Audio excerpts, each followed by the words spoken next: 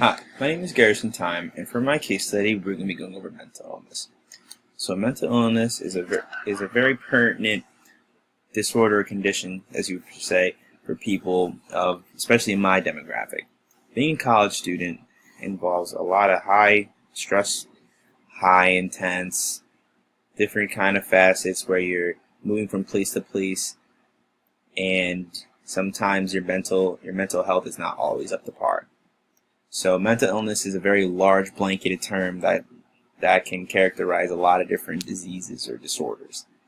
So, but not a lot of people know a lot about it. So today we're going to go a little bit into detail about what it is, how you can treat it, and all the other nicks and crannies of it. So let's get right into it.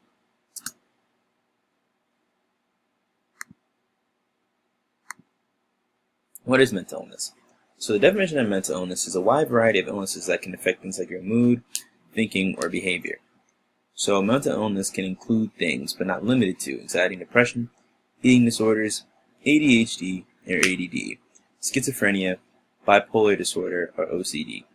So I named about 6 different mental illnesses or conditions. There's probably 10 more on top of those 6. So mental illness, like it says, is a wide variety of illnesses that can affect a lot of different things. And the fact that 6 of them, and they're all completely different, and there's a lot more to add on top of it, means that mental illness is a very broad and wide way to describe someone and how they're feeling in terms of their mood, their thoughts, or their behavior. What are the signs of mental illnesses?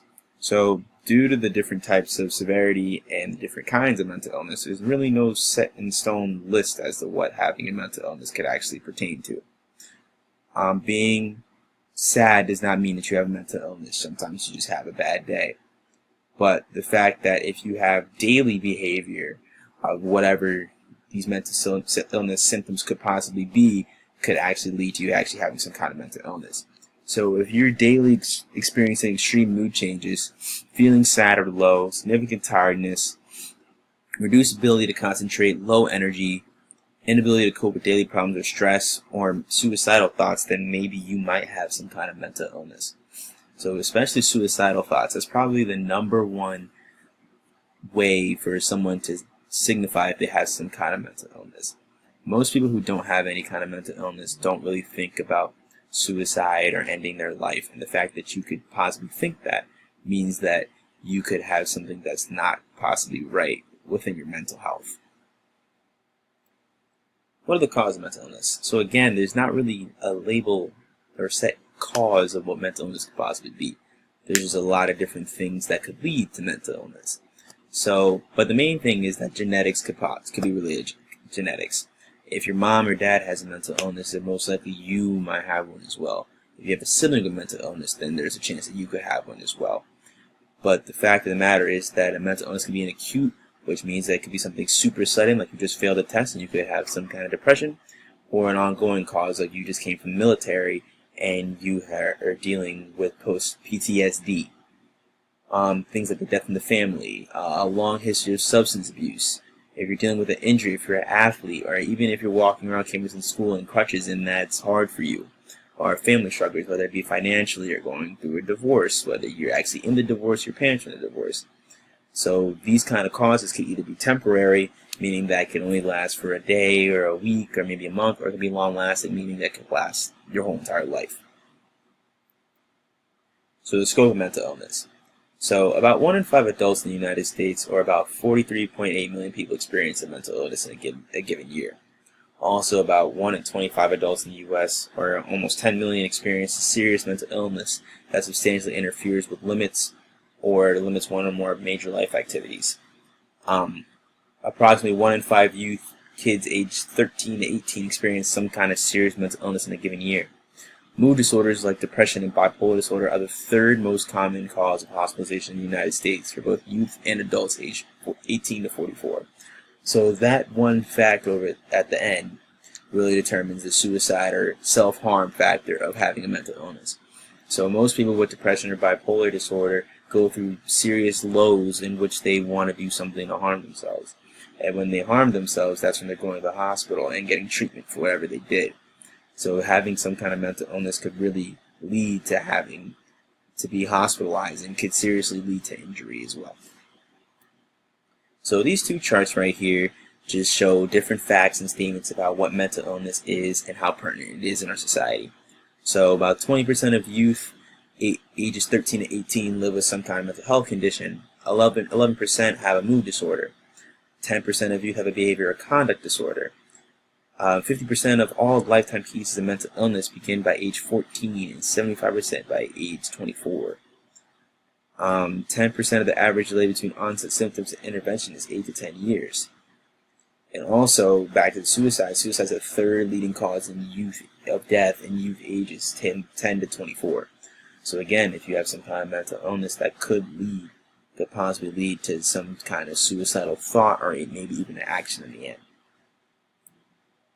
So right here I've attached a number of the Substance Abuse and Mental Health Services Administration. So what these people do is they are a 24-hour public phone number line where you can call and you can just talk about what it is you're going through, whether it be a certain issue that day or something that's been long lasting throughout your life. And what you can do is you can call these people, and they're trained in order to talk to you about your problems and help you and guide you and give you advice as to what you should do. And if you know someone that doesn't have a lending hand and you can't be a lending hand, and leading them to these people, and they can, help them out in whatever way they need help and just, push them forward to being better than what they actually were at that time. So now, since mental illness is a very broad topic, we're specifically talking about ADHD. So ADHD is a very common medical condition that a lot of people have, especially in kids. But not a lot of people really know what it is and how to go about it. They just say that you have ADHD and they kind of move on. So we'll be diving a little bit deeper into this specific disorder as well. So what is ADHD? ADHD stands for Attention Deficit Hyperactivity Disorder. A person with ADHD has differences in brain development, but in which causes a person to not be able to sit still, pay attention, and self-control. So there's 3 different types of ADHD. There's an inattentive type, a hyperactive or impulsive type, or a combined type. So these 3 topics or categories are pretty self-explanatory. An inattentive type ADHD condition means that a person can't pay attention to close details. They have problems staying focused on tasks. They don't seem to listen when spoken to, and they have problems organizing tasks when doing their work. The hyperactive or impulsive type of ADHD, they fidget when they are in tap with their hands and feet. They're not able to sit still. They can't do tasks quietly. They're extremely talkative. And the combined type means there's a combination of both inattentivity and hyperactivity, in which they are doing both things at a rapid force, which you can't really describe it as one kind. You have to just say they have both.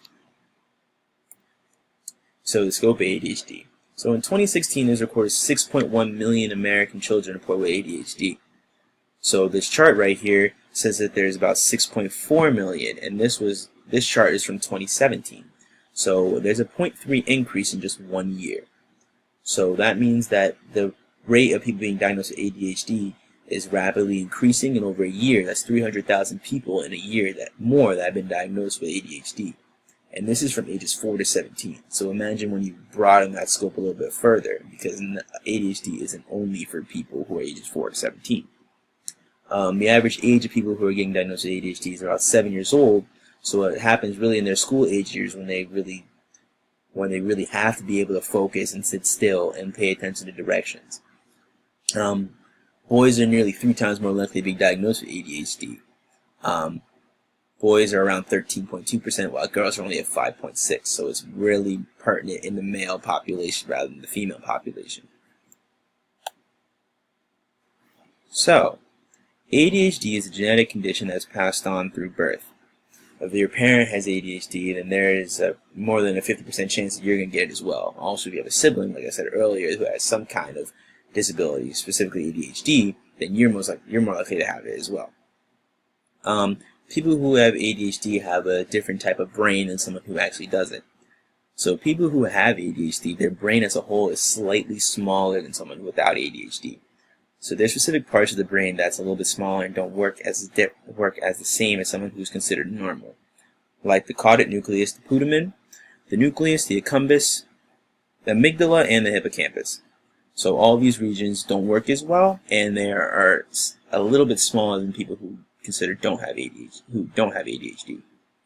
So the amygdala and the hippocampus are involved with the regulation and control of emotions. So if these regions are not as developed as someone who is considered normal, then that could lead to how their moods are going from high to low, and they're doing things more erratically than someone who's considered normal. Also, there's less blood flow going to the prefrontal area of the brain. So the prefrontal area of the brain is responsible for planning, organization, memory, and emotional reactions. The neurotransmitter dopamine is also not regulated as well.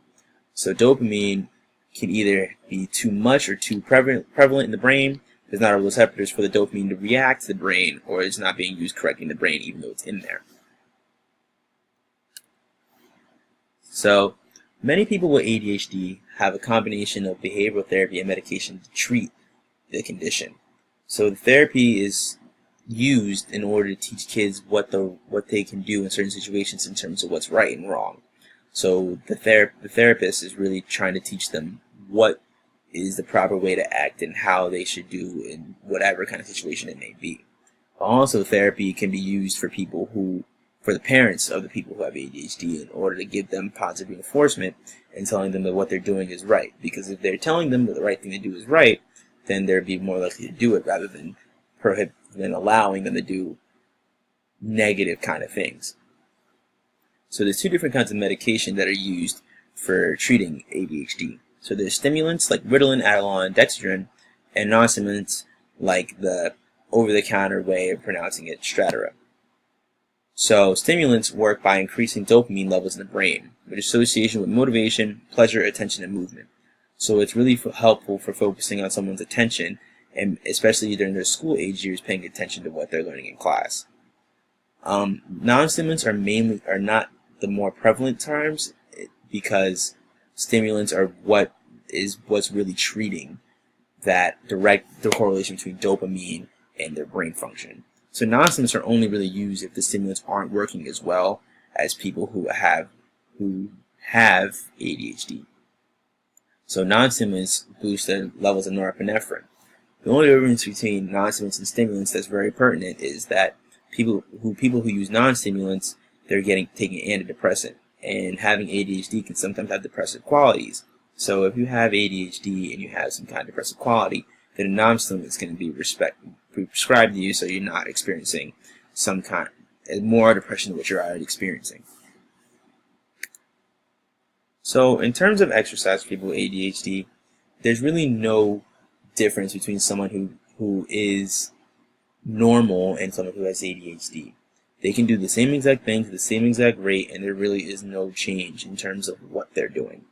I think the biggest thing for people who have ADHD is how long they're doing it for and how long they're doing a specific time for. Due to the fact that they have a kind of a low attention span and they get sidetracked very easily, doing something for a very long, substantial time is going to make them lose their interest quicker. So if they lose their interest quicker, then they're not going to perform as well or carefully in the workout as you would like them to, which could then lead to something like injury, or they can just be completely disengaged from whatever they're doing. So when in terms of long runs, I wouldn't have them run for a very long time because they're going to be uninterested and they're not going to work as hard, so they're not going to get the best workout, which then prohibits them from living healthier than what they're supposed to. Also, in terms of their flexibility, holding a stance for too long, could also promote some kind of injury, because if they're holding for too long, they're going to start fidgeting around. When they fidget around, they could actually lead to some kind of injury. Resistance training is 100% the same as long as you have a vast variety of things that you're working on throughout your workout. So thank you for listening to my presentation on mental illness, and I hope that you have learned something about mental illness and specifically ADHD, and thank you for listening.